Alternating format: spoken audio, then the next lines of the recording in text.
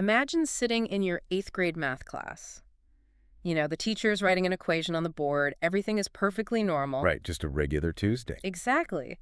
And then, out of nowhere, your heart starts hammering against your ribs so hard you can actually hear it. Oh man, that is terrifying. It really is. Your chest tightens. You literally can't draw a full breath. The room starts spinning, and your brain is just screaming at you with this absolute undeniable conviction that you are about to die. Because your body is telling you that you are. Yes. So you stumble out of the room, you rush to the nurse's office in sheer terror, and the adults look at you, cross their arms, and say, "Oh, you are just being dramatic." Which is such a common reflex reaction from adults, sadly. But it's not just dismissive, it completely ignores the physiological reality of what that child is experiencing. Right. We tend to view sudden, intense emotions in kids as, I don't know, a behavioral issue, Yeah. maybe a plea for attention. Yeah, acting out. Exactly. Yeah. Rather than what it actually is in this scenario, which is an acute healthcare event. And today, we are going to look at why that reflex calling a kid dramatic is dangerously wrong. 100%. So whether you are a parent trying to navigate your child's sudden behavioral changes, or maybe an educator on the front lines in the classroom, or just someone fascinated by how public health infrastructure is adapting to youth mental health, this deep dive is absolutely for you. It really touches on so many different areas of society right now. It does. We are pulling from this really revealing guide by MentalSpace School that focuses specifically on childhood and adolescent panic disorder. And how K-12 schools in Georgia are basically being forced to completely overhaul their support systems. Right. We are going to explore what a panic attack truly is on a biological level, how clinicians actually reverse it, and how an entirely new model of care is bringing that treatment directly into the school building. Because that shift really has to start with understanding the biology. Yeah, break that down for us. Well, a panic attack is not a mood swing, you Yeah. know. It is a full-body physiological cascade. The source material lays out these physical symptoms very starkly. It's a racing or pounding heart, active chest pain, trembling, dizziness, intense sweating, and just profound shortness of breath. I mean, you are listing the exact symptoms of a heart attack. Precisely. If an adult felt those things, we would be calling an ambulance immediately. We wouldn't tell a 40-year-old in the office to just, take a deep breath and stop seeking attention. Right, which is where the empathy disconnect usually happens with youth. When that fight or flight response is triggered in a child without any legitimate external threat. Like a predator or a burning building or something. Exactly. The adults around them only see the absence of the threat. They look around and see a safe math class. So they assume the kid is faking it. Right. But the child is experiencing the intense physical reality of the trigger. To them, the danger is entirely real because their body is telling them it is. That profound feeling of doom. Yes, it makes perfect sense when your own nervous system has hijacked your physical senses. Now, that leads to a part of this that I genuinely don't fully get. Okay, what's that? Well, if you believe your body is failing, you obviously seek medical help. And the guide notes that kids often end up rushing to the emergency room, totally convinced they have a physical illness. Which happens a lot, yeah. Right, so let's say that happens. The kid gets to the ER, the doctors run an EKG, they check the blood oxygen levels, and a trained medical professional tells the child and the parents, "Good news, your heart is perfectly fine. Nothing is medically wrong." The all clear. Yeah, the all clear. Shouldn't that be the end of it? Like, why does being told you are completely healthy somehow lead to a long-term disorder? That is the big question. So the reassurance at the ER might calm the child down for that specific night, but it leaves them completely in the dark about why it happened. Oh, because they still felt it. Exactly. The terror they felt was real, the chest pain was real, and yet the doctors are saying nothing is wrong. That creates a terrifying void. Wow, that makes a lot of sense. And this is the crucial distinction between a singular panic attack and panic disorder. A panic attack is an isolated event. Panic disorder is defined by recurrent, unexpected attacks paired with a persistent, consuming worry about having another one.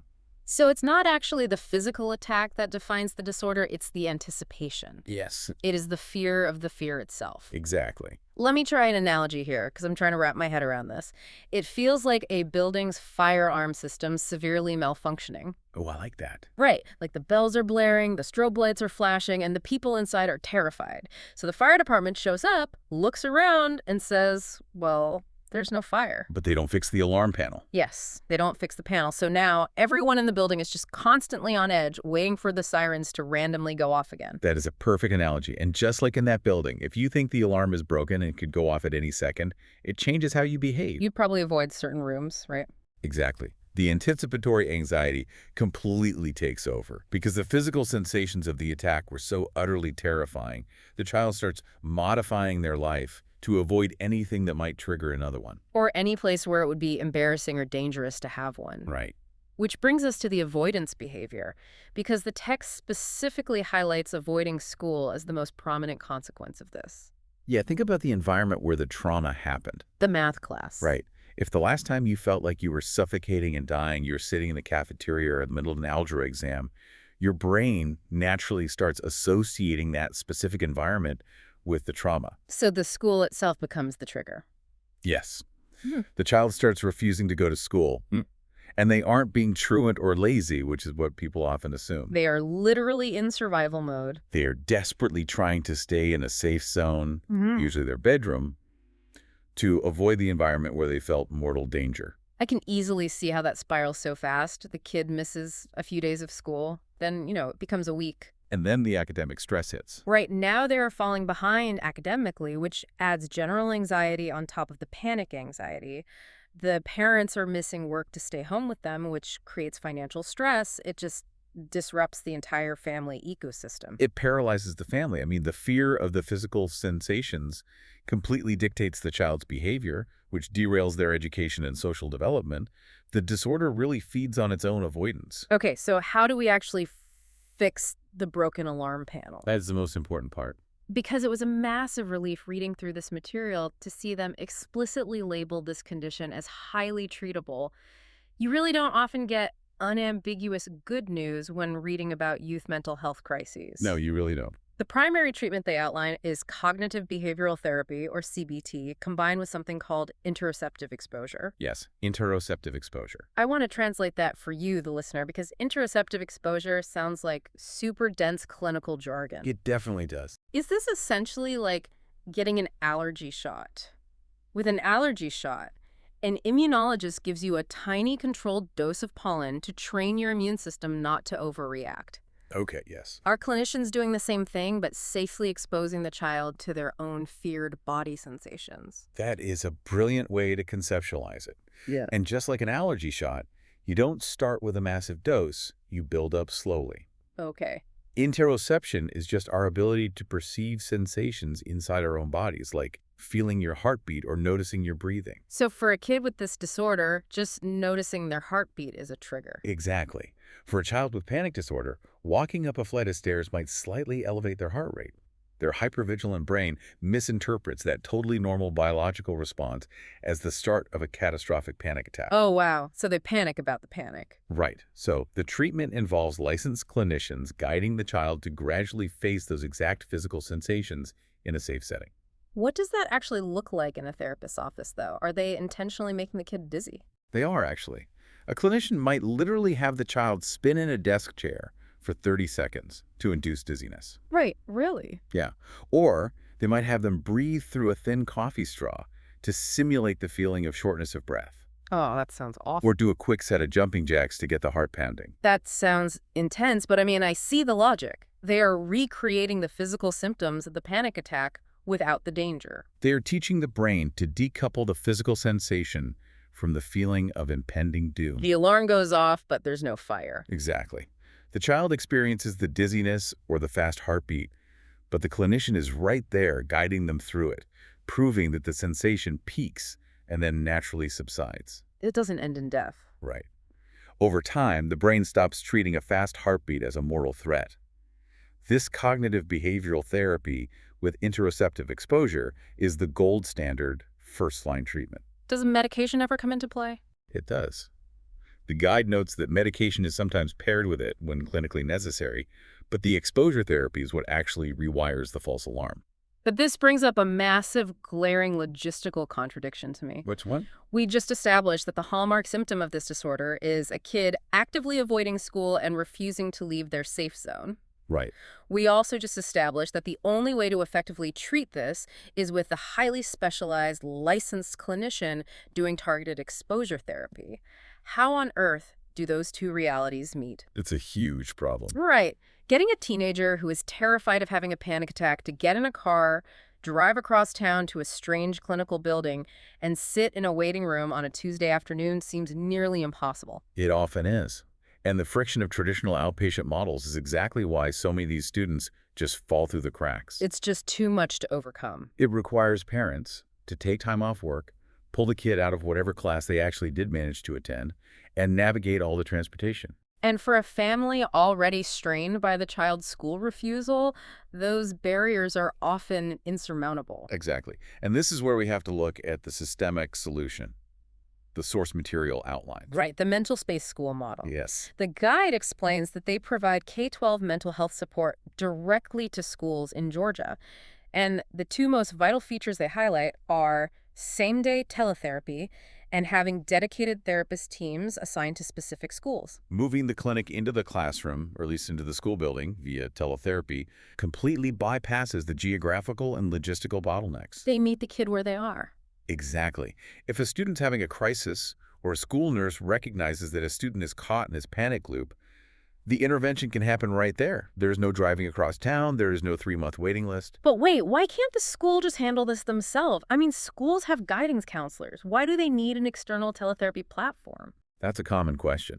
School counselors are incredibly hardworking professionals, but they are often managing caseloads of hundreds of students. Which is wild. It is. Their time is mostly consumed by academic scheduling, college prep, and general behavioral guidance. They are not typically licensed clinical psychologists with the specialized training required to conduct systematic interoceptive exposure therapy. Oh, okay. Plus, there's a massive legal barrier. The HIPAA and FERPA compliance mentioned in the text, I noticed that was highlighted, but to the average person, those are just alphabet soup acronyms. Why is it such a big deal for a school to partner with a medical provider? Because it is a collision of two completely different regulatory universes. How so? So FERPA is the law that protects a student's educational records, their grades, their attendance, their disciplinary history. Right. HIPAA is the federal law that protects your medical charts and health information. Historically, trying to get an educational institution and a medical institution to legally share information to help a student is an absolute bureaucratic nightmare. The walls are designed to be impenetrable for privacy reasons. Exactly. So an algebra teacher and a psychiatrist legally can't just hop on a phone call and chat about a student's progress. No, they really can't. Yeah. What the MentalSpace model does is build an infrastructure that threads the needle between both laws. Oh, that's clever. By having dedicated therapist teams integrated directly with the school's administration, they create a legally compliant pathway. The school can refer a student, the parents can consent, and the clinicians can deliver KPOC medical care right there on the school campus. It ensures continuity of care without violating federal privacy statutes. Exactly. And it isn't just for panic disorder, right? The text notes this is a holistic safety net. Yes, very much so. It includes crisis intervention, suicide and violence prevention, and even family counseling to make sure whatever progress is made in therapy is supported at home. The home component is so vital. They also emphasize that the therapists are diverse and culturally competent, which is huge. I mean, if you are a kid in Georgia going through something this vulnerable, you need to feel understood on a cultural level to build the trust required to do something as intense as exposure therapy. Trust is the absolute foundation of CBT. If the student doesn't feel safe with the clinician on the screen, they just won't engage in the therapy. But there is a massive roadblock here. You can have the best, most culturally competent, perfectly legal teletherapy system in the world. If families can't afford it, or if the school district goes bankrupt trying to pay for it, it is completely useless. That is the harsh reality of public health. Right. But the guide goes deep into the financial mechanics of this, and how they actually fund it is really fascinating. The funding model is arguably as innovative as the clinical delivery. Historically, when schools try to provide extra mental health support, it comes straight out of the school district's already stretched educational budget. Right, which means they can afford maybe one extra counselor for a district of 5,000 kids. Exactly. But according to the source, MentalSpace operates entirely differently. Yeah, they emphasize that for Medicaid patients, the cost to the family is $0. $0. That is a game changer for equity. And for everyone else, they have built a massive network of private insurers. The text lists: Blue Cross Blue Shield, Cigna, Aetna, United Healthcare, Humana, Peach State, CareSource, and Amerigroup. And the genius of that list isn't just the sheer number of companies. It represents a fundamental shift in how we actually pay for student mental health. Now so. By being in-network with both Medicaid and practically every major commercial insurer in the state, MentalSpace is shifting the financial burden away from the school district's educational budget and placing it where it belongs. On the healthcare system. Yes, They are treating it like the medical issue we established it was at the very beginning of our conversation. precisely. The school facilitates the access, but the healthcare system foots the bill. This removes the financial barrier for the most vulnerable families who rely on Medicaid, while ensuring the program is actually sustainable for the school district. That makes total sense. But it also leads to the looming deadline mentioned at the very end of the material. Yes, July 2026. Right. The guide states that MentalSpace provides support for, quote, HB 268 compliance, end quote, and points to that July 2026 deadline. I looked into this, and it really frames why this is all happening so fast right now. Legislation is often the primary driver of rapid systemic change. When a state legislature passes a bill like HB 268, it typically mandates that schools upgrade their crisis response protocols and mental health infrastructure by a hard date. And in Georgia, that clock runs out in July 2026. Exactly. So the state is basically telling schools, you have until July 2026 to figure out how to handle the youth mental health crisis on your campuses. But schools aren't built to be hospitals. No, they are not. If you are a superintendent or a principal, that mandate has to be terrifying. I mean, you have to figure out how to hire clinicians, navigate HIPAA, build out telehealth software, and figure out medical billing, all while trying to make sure your kids pass state reading exams. That is exactly why school administrators are scrambling right now, and why turnkey solutions are suddenly so vital. A district just doesn't have the time or the expertise to build a medical clinic from scratch. They need it out of the box. Right. A model like MentalSpace School allows an administrator to essentially plug their school into an existing, fully compliant, heavily insured infrastructure. It solves the problem for them. It checks the legislative box for HB 268 compliance, but much more importantly, it actually provides a functional safety net for the students. For any educators or parents listening who are dealing with this exact scramble, the source material mentions they can explore the model at mentalspaceschool.com. It really is a perfect storm of a severe public health need colliding with a strict legislative deadline, which is forcing real innovation. It really is. Let's do a quick recap of the journey we've taken today. We started by dismantling the myth that kids having panic attacks are just acting out or being dramatic. That's right. We explored the intense physiological reality of the fight-or-flight misfire that drives them to the ER. We broke down the fear of fear cycle, where the terror of having another attack causes kids to avoid school entirely. The avoidance behavior. Right, but we also found the hope, it is treatable. Through CBT and interoceptive exposure, clinicians can safely rewire the brain's false alarm. And do it effectively. Finally, we looked at how public health is adapting. By bringing same-day fully insured teletherapy directly into Georgia schools, models like MentalSpace are tearing down the logistical and financial barriers, allowing students to get medical care without ever leaving the campus. It is an incredibly hopeful blueprint for how communities can respond to this crisis. But before we wrap up, I want to leave you with one final thought. Okay. It stems from a very small, easily overlooked detail buried in the list of services MentalSpace provides. What is it? Amidst all the bullet points about student crisis intervention, suicide prevention, and family counseling, the guide explicitly lists staff wellness. Staff wellness. Yeah. Right. Care for the teachers and the administrators themselves. Yes. And I really want you to ponder the implications of that. If a modern school system requires an advanced, legally complex, same-day psychiatric teletherapy platform just to manage the daily severe panic, anxiety, and crises of its student body, Yeah. what does that imply about the baseline psychological toll on the teachers standing at the front of those classrooms? Wow. I hadn't thought about that. They are the ones absorbing all of that secondhand trauma day in and day out, while still being expected to teach a curriculum. They are the unacknowledged first responders to this youth mental health crisis. Hmm. So the question becomes, can we ever truly solve the student mental health crisis if we don't simultaneously address the mental health of the educators guiding them? We have to support the supporters. The environment itself is absorbing the shockwaves. We have to ensure that people holding the safety net aren't breaking under the weight of it. That is a profound point. You cannot pour from an empty cup, and we are demanding that our educators pour constantly.